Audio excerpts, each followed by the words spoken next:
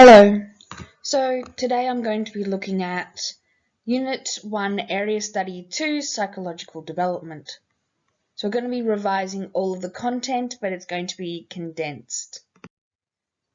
So the first thing to think about is psychological development. So psychological development refers to any changes that occur in a person from birth right up until elderly stages. A person's thoughts, emotions and behaviours all change constantly throughout their life. Psychological development tries to explain why these changes occur. So the early psychologists tend to actually look at the nature versus nurture debate, or the hereditary versus environmental factors. So hereditary factors are those factors that are biologically passed down from an individual's parents to the individual, so your genetics. Environmental factors are events, experiences, and objects that shape a person's development. It is now commonly accepted that it is both hereditary and environmental factors that play a role in shaping an individual's development. Essentially, what they say is that your hereditary factors make up your potential, and your environment determines whether or not you actually reach that potential. So, nature versus nurture. Nature is genetics, nurture is the environment that you're brought up in. Twin and adoption studies have helped to prove the nature versus nurture debate, and this is why twin and adoption studies are quite important. So twin studies involve the use of twins that have the same or similar hereditary factors. Researchers found that identical twins, so 100% genetics, or the same genetics, are more likely than fraternal twins, so with 50% of the same genetics, to have similar characteristics, but that these characteristics often aren't exactly the same. Therefore, both hereditary and environmental factors influence psychological development. So think about it, twins, even though they might be identical, might actually have different personalities and different ideas, but then there are other identical twins that tend to have the exact same personality, right? But they're saying more often than not, it's not going to be the case, and that it is both hereditary and environmental factors that can influence psychological development.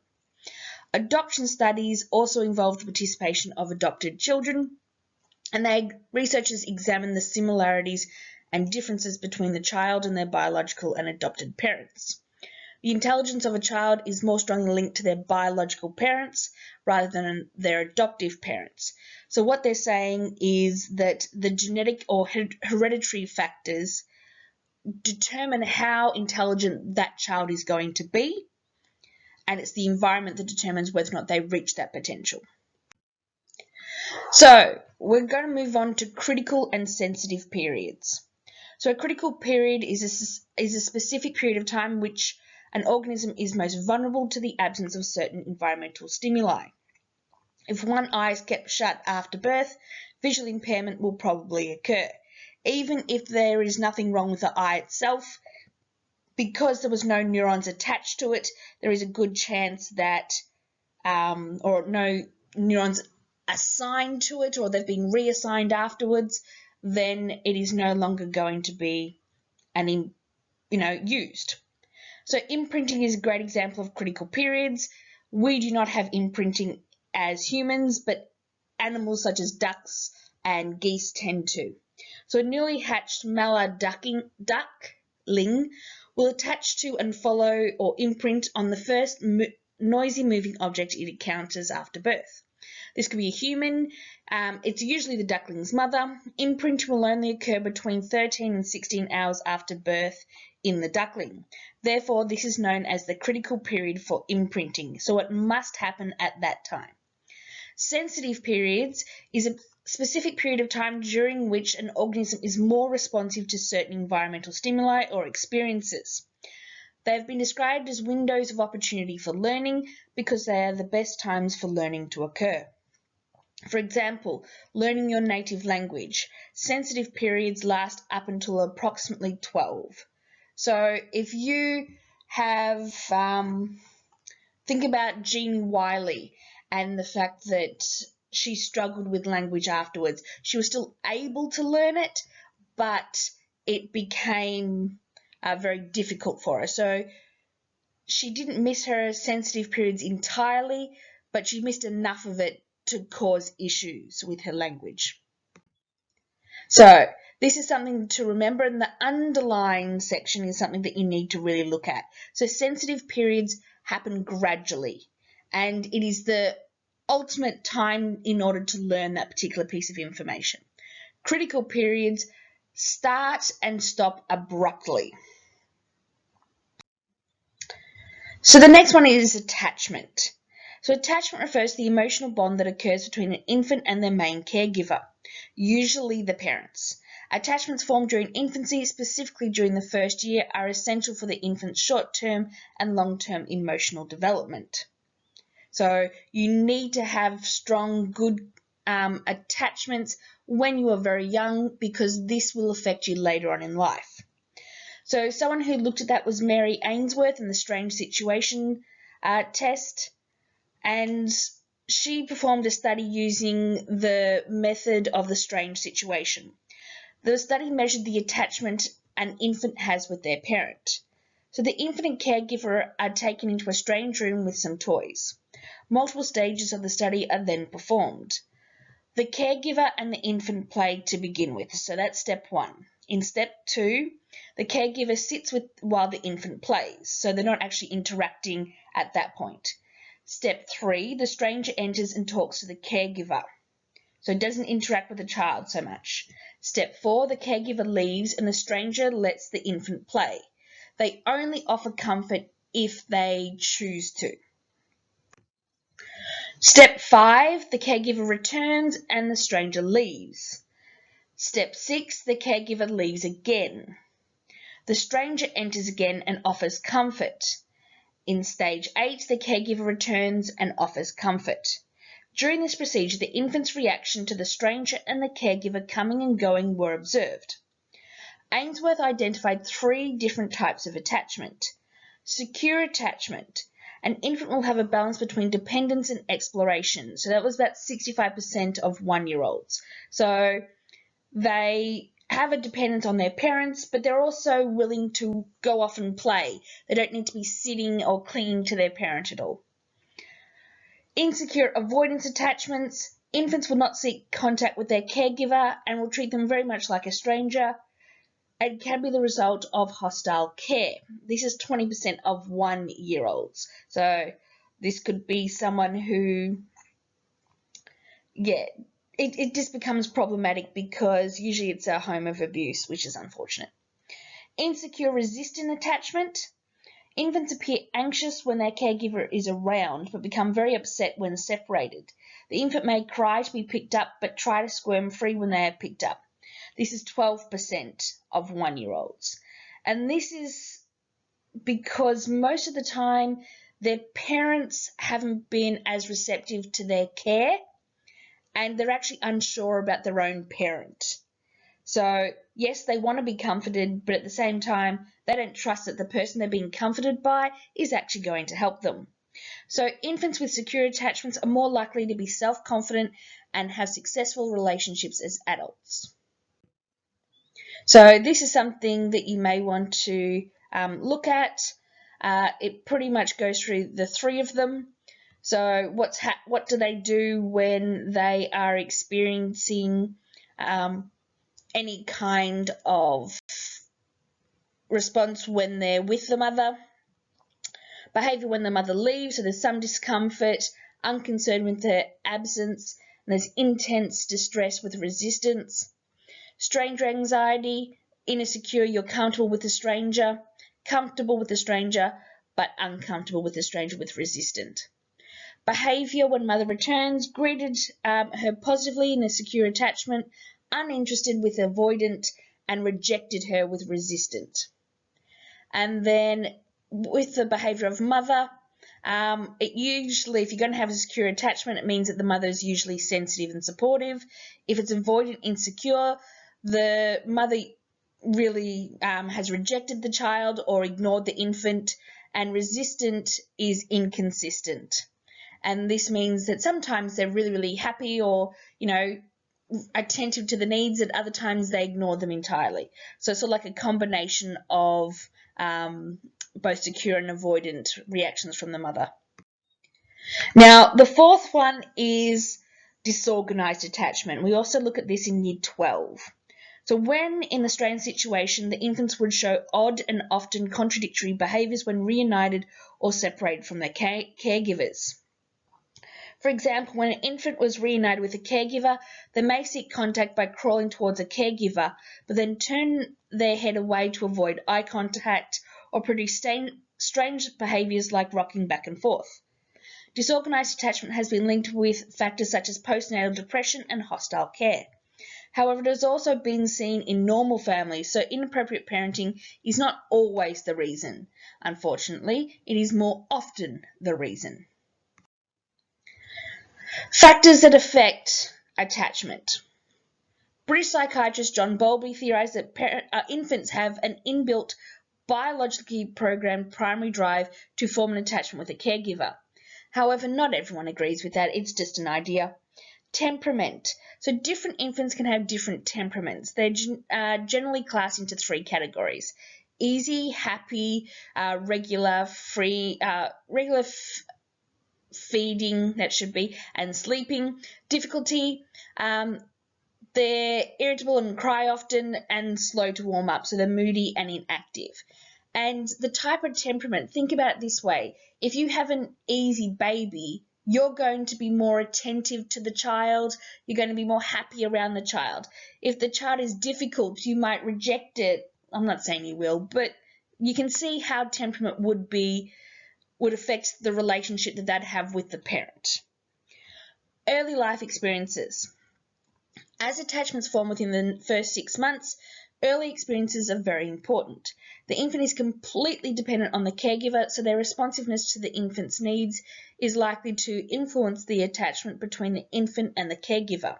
High responsiveness equals more likely to be a secure attachment. So remember what I said about the fact that you should be encourage the child to be, do as many experiences as possible because they learn the most during this time.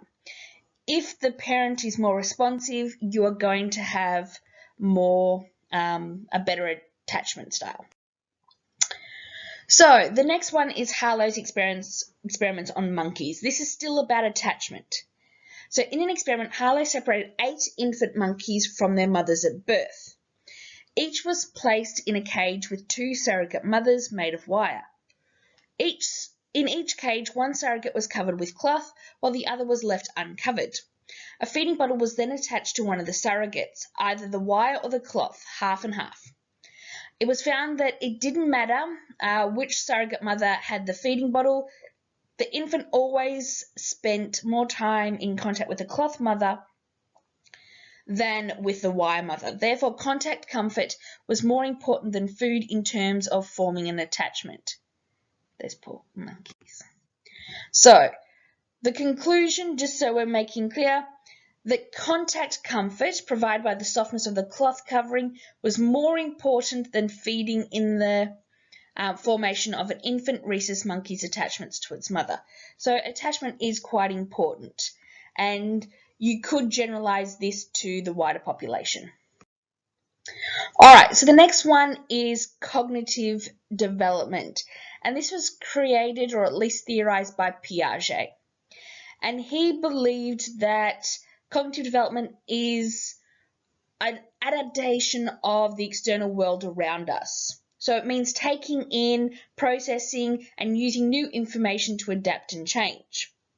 Assimilation is the process of gathering new information and fitting it into pre-existing mental idea. Because a child has only ever seen a horse, when they go to the zoo and see a zebra or a zebra, they're going to call it a horse because essentially that's what it looks like to them. Accommodation involves changing a pre-existing idea to fit new information that has been gathered. This is more advanced. So as the child gets older, they are now able to use accommodation. So they can now recognize that a zebra is zebra is different from a horse and starts calling it a zebra. These processes help people form a schema, which is a mental idea of what something is. So when you've got a schema, you've got a general idea of maybe your route to school or how to categorize certain things, how to use the train system in Melbourne, although you can't go very far because we're not allowed to go 5k out, but that's okay. So there are 4 stages in cognitive development according to Piaget. The sensory motor stage is 0 to 2. Infants explore the world using their senses and their movement. During this stage, object permanence develops. So between the ages of 0 and 2, they finally work out that objects still exist even though they may not be able to see, feel, or hear the object. Pre-operational stage is the 2 to 7 years. Young children are able to mentally imagine different objects and experiences, and they'll begin to use symbolic thinking. The ability to use words and pictures to represent things that aren't there. So this is where they start to engage in pretend play, and they start using other objects as, substitutions for the real thing. So let's say, for example, they use mud as, a pie. Concrete operational stage, so 7 to 12.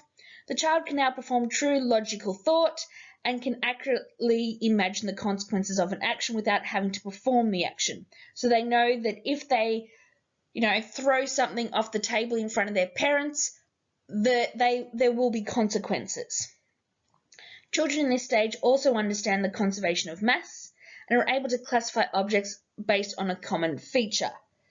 So as they're getting older, the conservation of mass and volume and all that sort of stuff tends to come in. So it's not in the early stages, it's towards the end. And then formal operational stage is where you guys should be at, so 12 plus. Thought processes become even more sophisticated. There is an increased use of abstract thinking, which involves being able to understand something without actually seeing, visualizing, or experiencing it.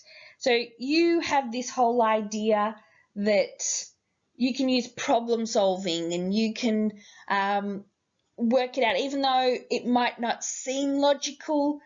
If it follows a pattern, you can do it. Think maths. All right, so this is just a breakdown of it even further. It just goes into more detail about what happens in each stage. So you can have a look at that. So you might want to pause it here and move on once you've had a look at it. Psychological development for Erikson. So he looked at psychosocial development, and he believed that personality developed through a combination of the effects of psychological changes in an individual, so they're psycho, and their experiences and interaction with others, so social. So how you interacted with the world and everybody around you is going to affect your personality. So Erikson's theory involved 8 stages. During each of the stages, an individual deals with a psychosocial crisis, which is considered normal for the stage. So you have to actually get through this crisis successfully to form or to have at least accomplished that particular stage. So a person's personality is then shaped with how they deal with these crises. If the crisis is resolved and the person is likely to have a productive and healthy personality, and vice versa. So if they've done it correctly, then that element of their personality will be positive rather than negative. So here are the various stages. Birth to 18 months is trust versus mistrust. From 18 months to 3 years is autonomy versus shame and doubt. 3 to 5 years, initiative versus guilt. At age 5 to 12, industry versus inferiority. 12 to 18, identity versus role confusion. 18 to 25, intimacy versus isolation. 25 to 65, generativity versus stagnation, and then integrity versus despair. So each crisis involved 2 opposing characteristics, one positive and one negative. For the crisis to be successfully resolved, it should be in favour of the positive characteristic. although the negative characteristic may still exist to some degree. So let's say, for example, 75% you trust the people around you, but you still have that element of mistrust because something happened during that time that has affected your ability to trust people to a certain degree. So let's say, for example, between the ages of birth to 16 months, you have had trusting relationships with everyone around you. Your parents have, given you everything that you needed. They've treated you well, whatever. But in the last 2 months, 16 to 18 months, something happened. Perhaps a family member died and you're no longer receiving the care that you once did. So you no longer trust everybody. So you've got this little element of mistrust because something has happened. So here are the different stages in more detail. Trust versus mistrust. If an infant feels cared for and loved, they are likely to develop trust. Whereas if an infant feels as if their care is inadequate, they may develop mistrust and feel anxious and insecure both then and later on in life. Autonomy versus shame and doubt. Autonomy refers to our ability to do things independently. Shame and doubt refers to having these negative feelings about our capabilities and therefore being too dependent. So we need to make sure that we are able to do things that we really wanted to do. Initiative versus guilt involves being able to think independently and perform various actions. Along with this comes the potential for guilt about overstepping boundaries with behaviours, for example, hitting somebody. So if you've got initiative and guilt, you're willing to do things on your own, and you'll take the initiative in situations. But if you are guilty, you might just follow along with everybody else, and even if you see that there's something wrong, you still don't do anything about it, right? And you always think that you're going to overstep boundaries, that you're going to do something wrong. All right, industry versus inferiority is the fourth stage. Industry refers to the ability to be productive and perform work and other practical activities. So this is usually during primary stage. So this is when you guys are in primary school and you are praised constantly for whatever you did because you're doing something. However, during this time, a child may develop a sense of inferiority if they feel less successful than others. And this is why primary schools are so big on giving rewards for everything, for having, graduation ceremonies at the end of every single year. That's so silly, right? It's all about encouraging you to be more industrious. Fifth stage is identity versus role confusion, and this is you guys. Individuals develop a sense of identity, which is the overall image or view they hold of themselves. If a person is unable to develop a clear identity, then they'll likely experience role confusion and not know who they are or how they fit in. The sixth stage is intimacy versus isolation. So you can care for and share yourself with another person. However, if you don't do that between these ages, you'll experience isolation, which means that you have a sense of being alone. During this stage, relationships often form with friends and significant others, which can lead to intimacy or isolation. So this is where you start to form real relationships. Generativity versus stagnation. So this stage corresponds with adulthood. Generativity refers to an individual's concern about other people, including future generations and the world that they will live in. So you start to think about, okay, maybe we should be doing something about climate change. Maybe we should be contributing to the greater population by donating items and, planting trees and doing everything to make sure that we have left our mark on society.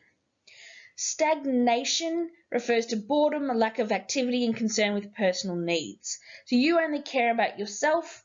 You only care about what is beneficial to you, not what's going to be beneficial for future generations. For integrity versus despair, which is the last stage. Integrity refers to a sense of satisfaction with your achievements in life, while despair involves that feeling that life has been full of missed opportunities and wasted years. This refers to looking back on life in late adulthood. So remember, we had this conversation about despair, right? This is something you should actually be thinking about now, right? You don't want to be on your deathbed, so to speak, and look back on your life and go, I really wish I had done that. You really want to be thinking about doing these things now when you still can. All right. So this one here pretty much gives a bigger breakdown of the Erikson stages and what's important events during that time and what key questions need to be answered. So you may want to pause it here and have a look at it.